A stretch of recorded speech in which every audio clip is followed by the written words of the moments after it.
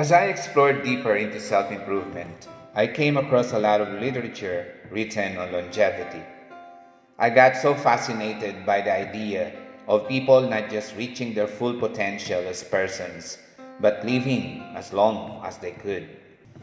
Creating a paradigm to capture the relationship between the constructs reaching one's full potential and longevity is a little bit tricky. Will the conceptual model show that the latter is an integral part or the result of the former? Which of the following questions should be answered? Is living as long as a person could a part of reaching the maximum physical capability of their body? Or is longevity the result of being able to develop fully as a person? I think longevity should be viewed as a product of the efforts of people to reach their full potential. To say that living as long as people can is the result of them giving their physical bodies the maximum care is tantamount to considering a person as a mere physical specimen. A person has not just a body but a mind and a spirit. In psychology, an individual is looked at as a physical, mental, emotional, social, and spiritual being. I believe that only when people can strike a perfect harmony among these different aspects of being can they hope to have a shot at longevity. The interest that longevity has been drawing from both the scientific community and the general public has seemingly created a new sport which I call Race to 100. I signed up for the race. I want to celebrate my 100th birthday. When that happens, I desire to be on my feet dancing and probably carrying one of my great grandchildren, or would it be great great grandchildren? I don't like to be in a wheelchair struggling to blow out those 100 candles. Celebrating the 100th birthday is a milestone only a few were able to reach. Those who are lucky to live that long are called centenarians. The United Nations estimated that there are only more or less 600,000 centenarians worldwide. That's less than 1% of the world's total population of 8 billion people. Studies have shown that they live in certain locations in some countries which were designated as blue zones. Japan has the highest number of centenarians with more than 90,000. When I told some of my friends about my wanting to be at least 100 years old, they said I was crazy to want to live that long. They would be happy to live a few more years after their retirement. One of the reasons they would not want to go 80 and beyond is the possibility of them becoming weak and sickly and unable to fend for themselves.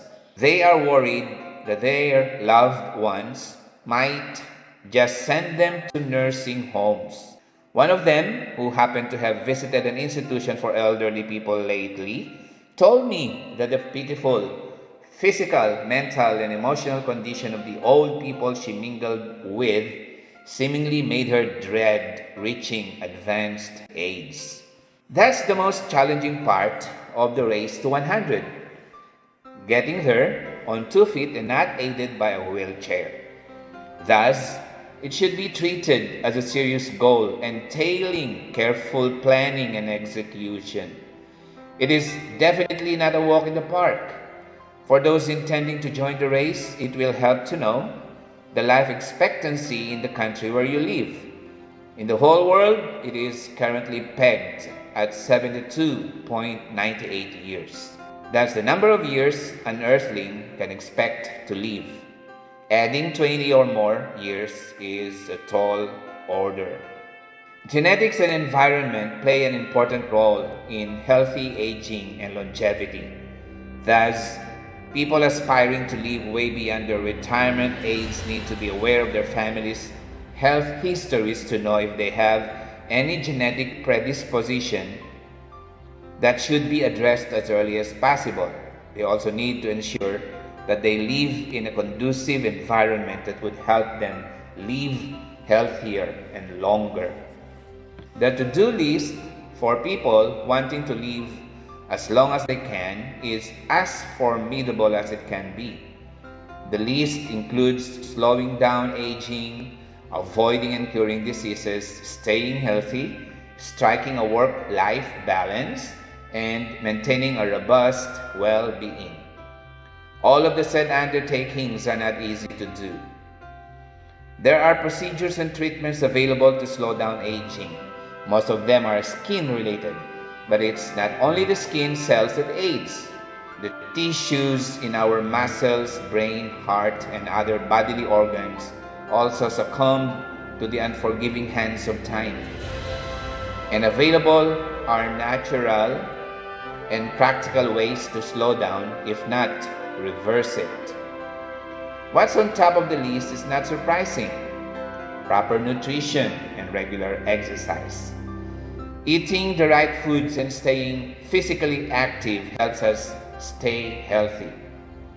Health experts claim that they contribute also to making us feel and look younger. Activities like getting enough sleep, meditation, and fasting intermittently or fully have been proven to contribute to longevity. Additionally, it is also important to take a look at one's lifestyle. Aside from genetics and the environment, how long people live is influenced by their manner of living. Destructive habits like smoking should be avoided. How many times we have been told that smoking is known to cause illnesses that include heart disease and lung disorders. Scientists also found out that alcohol doesn't only inflame the liver, it also infuses every cell, causing damage to the genes. So, if drinking cannot be completely avoided, it should be done, as they said, moderately. That's how difficult the race to 100 is. As if those undertakings listed on the to-do list of people wanting to celebrate their 100th birthday are not already difficult, they must also observe self-discipline and sacrifice self-gratifying activities. Of course, only those classified as destructive.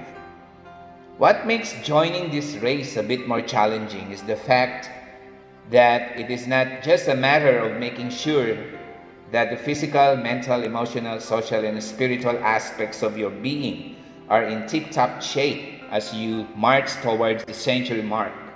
It also entails financial stability to meet your basic needs: food, shelter, clothes, medicine, and what have you. Part of the planning in racing to 100 is calculating how much money you'll need.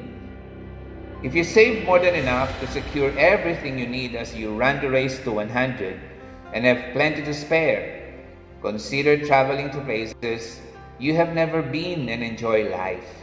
Enjoy aging. Don't gripe about it. Age gracefully and gratefully. A study concluded that those who view growing older positively live 7 years longer than those who griped about it. So, instead of griping and worrying, just prepare for its coming.